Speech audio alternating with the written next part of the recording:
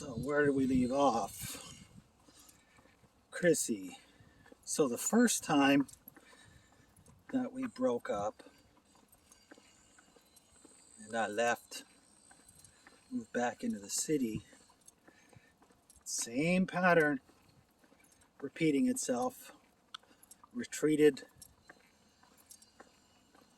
to a church, prayed for reconciliation, prayed for another chance, and was given the grace of another chance yet again. This time it was very, very swift, and this time, unlike the other times when I had my second chances,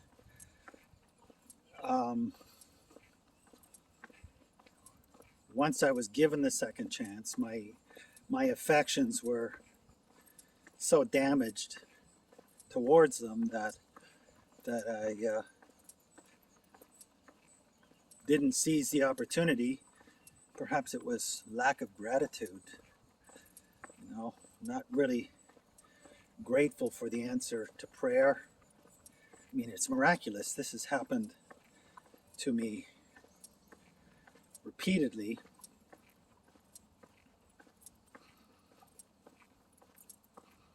And yet, the response is, once I get that answer, I toss it aside. Well, this time I didn't toss it aside, but my corruption was growing in magnitude from my my viewing of illicit images on the ever expanding power of the internet. And so I continued to feed my weakness and to provoke Chrissy's weakness.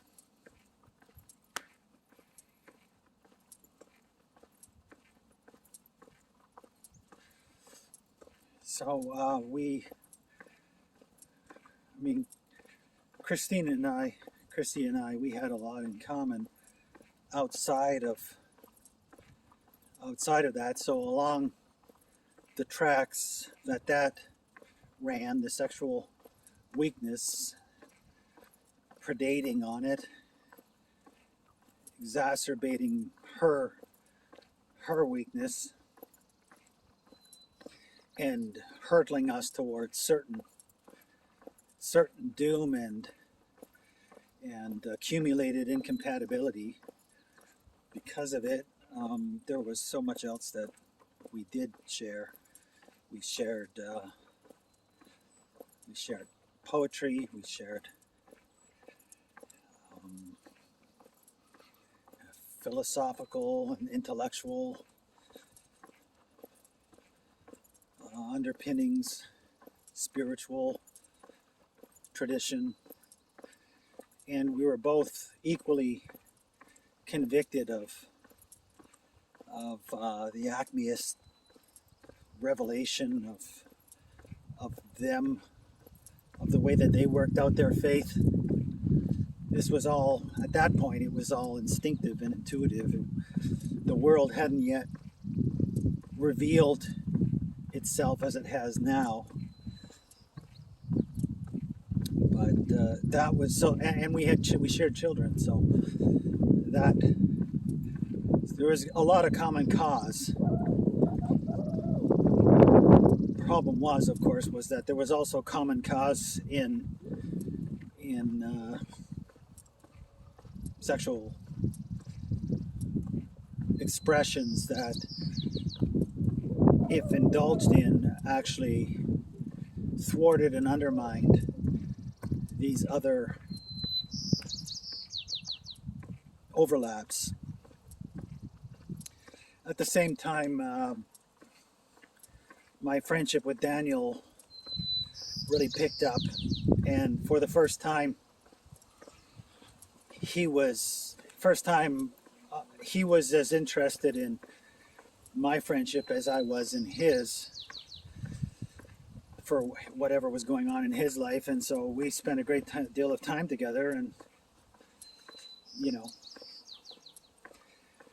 anyway, eventually,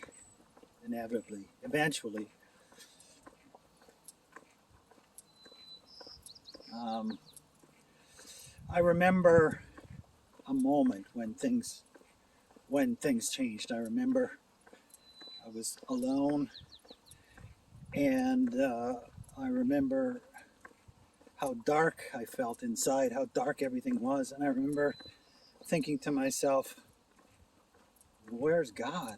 What happened to God? I don't see him anywhere in this darkness.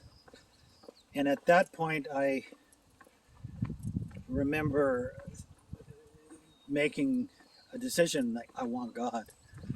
I don't know what it's going to take, what it's going to cost. I want God. And from that moment,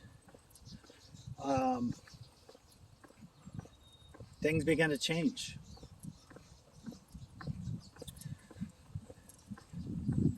Looking back, I can see that was a moment. And then there was another moment where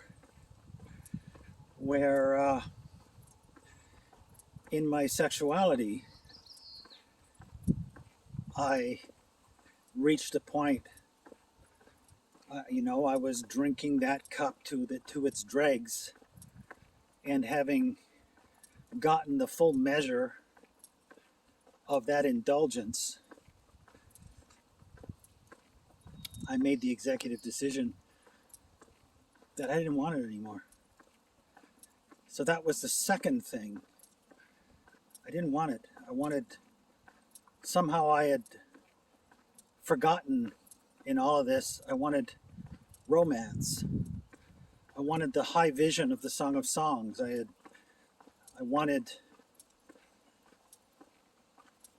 not a sexual expression of a decadent expression of sexuality. I wanted the high expression of romance. And so I ended the sexual decadence that I was indulging in, and seducing my beautiful love interest with. And of course that didn't go over well. It was an executive decision, and she went into a tailspin, and a funk, a despair, and we stopped really communicating, stopped talking, stopped seeing each other very often. And for me, it was the beginning of my high art phase, because now my poetry was given its mandate in its completeness. Hey guys, in its fullness, and I saw it as the tool. It became the tool to express my search for high art and romance instead of decadent sexuality. And then the tool that I had been using to corrupt myself and my beloved with switched. God began to use the things that I was using to corrupt with. He began to use those very tools to redeem with. Flipped the switch, flipped it on its head, and so I discovered the efficacy of Facebook for posting poetry, which is what I used it for.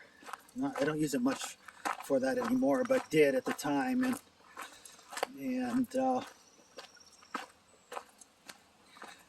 So people were, so this, again, like the corrupting, the very, very corrupting influence that social media has on love relationships, equally corrupting, as just as corrupting as porn, really. In fact, I've heard it said that it is the chief complaint in all couples counseling now is social media. But for me, it motivated me to express artistically, which brought me female attention. And you know, it was a very, in the beginning, it was a very permeable line where I was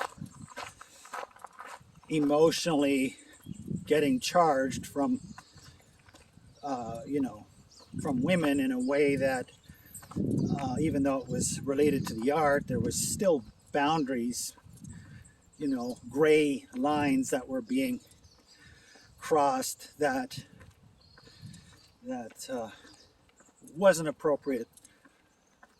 So at this time, there was a woman, Amelia, an Italian woman, who was writing, and I was quite taken by her writing and praised her capacity,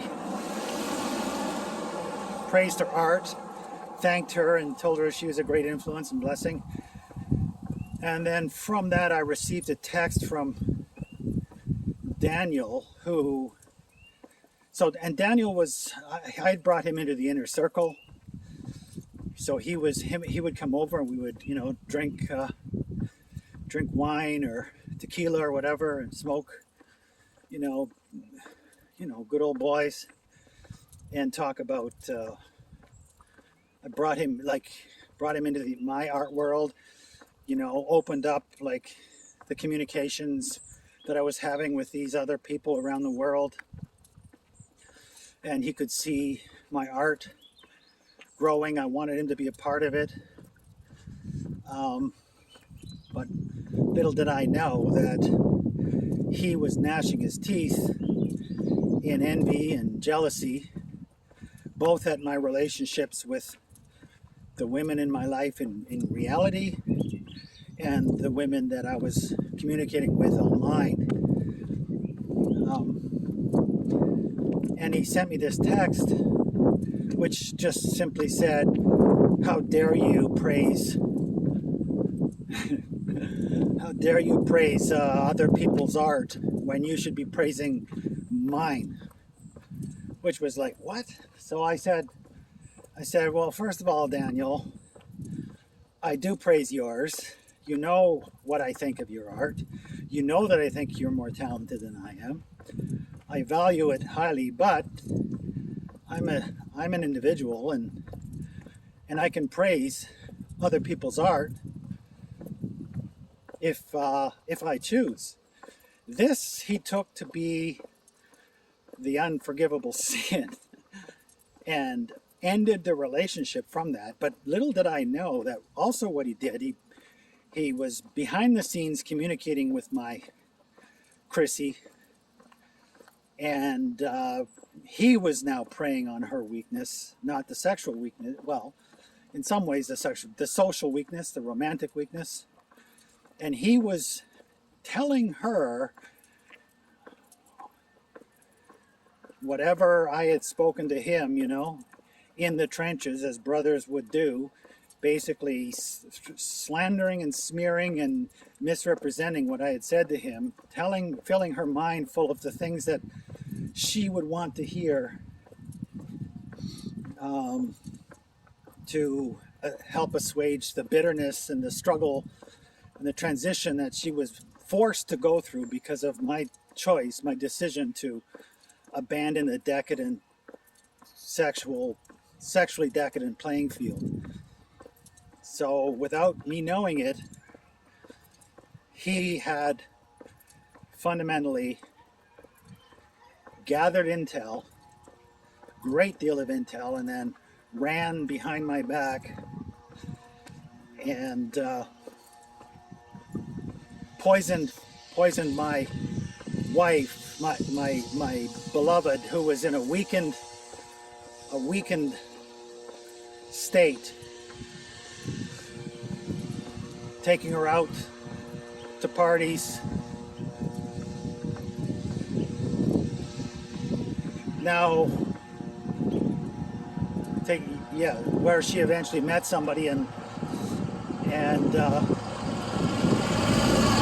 jettisoned me entirely and moved on. And he was so committed to doing this to me because of my breakthrough. He must have seen that I had crossed some kind of Rubicon in my art, and my time was upon me, and hated me for it. And he was so committed to that, so committed and so jealous, that he destroyed his own marriage. A 20-some plus year marriage, using me as the final nail, to use it as the final nail in the coffin that he was building for himself in the destruction of his own life. Now, at the same time that was going on, I had met a woman online, Jenny, who, I don't know, there was just something. I can't even explain it. The knittings of souls that occurred. She had briefly, this was prior, she had briefly said, "Oh yeah, like your poetry," sent me a private message, and really like your poetry. I'm just leaving for Australia. So she basically, contacted me to tell me that she would not be in touch with me. So, and then she was gone. I didn't think anything of it, and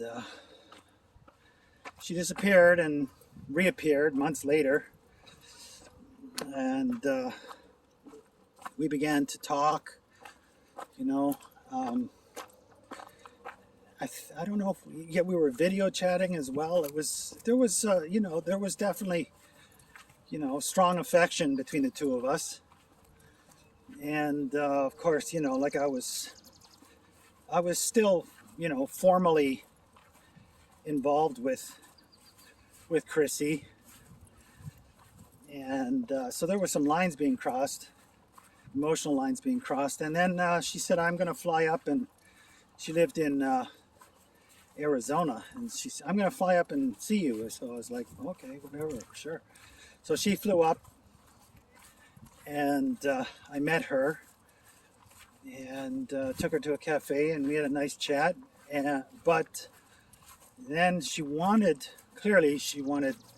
physical contact, and again, another line of purity. I just said, "You know what? I can't. I'm involved with another person, and I can't, because if I do that, and you and I were ever an item, how could you trust me to not do the same to you?" So she got on the plane and went back to the United States. And she was like, constantly saying, she was saying, "Oh, I'm in love with you." She was involved. She had, her husband had died horribly of throat cancer. Died after 17 years of them being together. Died horribly of throat cancer in her arms. And that was only probably a year prior to meeting me, and was struggling to cope with that grief. And who deals with grief like that in a sane way. And so the way that she was dealing with it was she immediately got involved, hooked up with a former, like a high school sweetheart who she was sleeping with, and was telling me, you know, it's just casual, but it's you I love. I want to be with you. And so that's how it was going down. And I was like, yes, that's lovely, but I can't cross this line. And so it went that way. And so we were negotiating terms of peace, terms of friendship, I suppose, with neither of us really being happy with it. And then the axe came down, and Christine left the relationship, at which point I went to Jenny and I said, oh, Jenny, I have such good news. I have such good news. I am single, and we can begin to be fully involved with each other. And from that point forward, as soon as I was available, as soon as I was fully available to her, she was no longer available. She started putting up whatever roadblocks she could, and it became clear eventually that she wanted me when she couldn't have me. But once she could have me, she didn't want me. She had other fish to fry before she herself would be free and clear to be engaged.